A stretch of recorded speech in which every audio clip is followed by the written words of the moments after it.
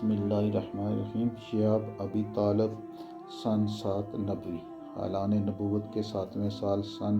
7 نبوی میں کفار مکہ نے جب دیکھا کہ روز بروز مسلمانوں کی تعداد بڑھتی جا رہی ہے اور حضرت حمزہ و حضرت عمر رضی اللہ عنہما جیسے پہلوانان قریش بھی دامن اسلام میں آگے، تو غیظ و غضب میں یہ لوگ آپے سے باہر ہو گئے اور تمام سرداران قریش اور مکہ کے دوسرے کفار نے یہ سکیم بنائی کہ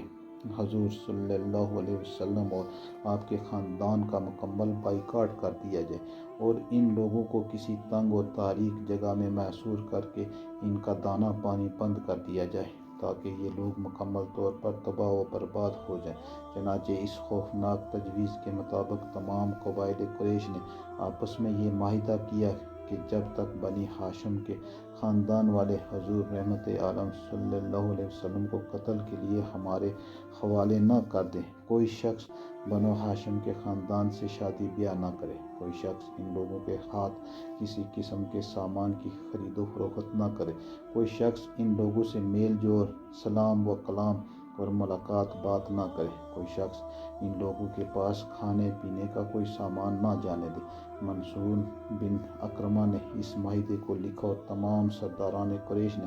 اس پر دستخط کر کے اس دستاویز کو کعبے کے اندر آویزاں کر دیا۔ ابو طالب مجبوراً حضور اقدس صلی اللہ علیہ وسلم دوسرے تمام خاندان والوں کو لے کر پہاڑ کی اس گھاٹی میں جس کا نام شیبہ ابی طالب تھا پناہ گزین ہوئے۔ ابو لہب کے سوا خاندان بنو ہاشم کے کافروں نے بھی خاندانی حمیت و پاسداری کی بنا پر اس معاملے میں حضور صلی اللہ علیہ وسلم کا ساتھ دیا اور سب کے سب پہاڑ کے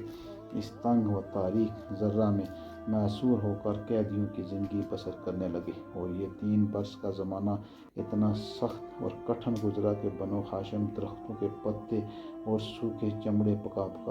کر کھاتے تھے اور ان کے بچے بھوک پیاس کی شدت سے تڑپ تڑپ کر دن رات رویا کرتے تھے۔ سنگ دل اور ظالم کافروں نے ہر طرف پہرا بٹھا دیا تھا کہ کہیں سے بھی گھاٹی کے اندر دانہ پانی نہ جانے پائے۔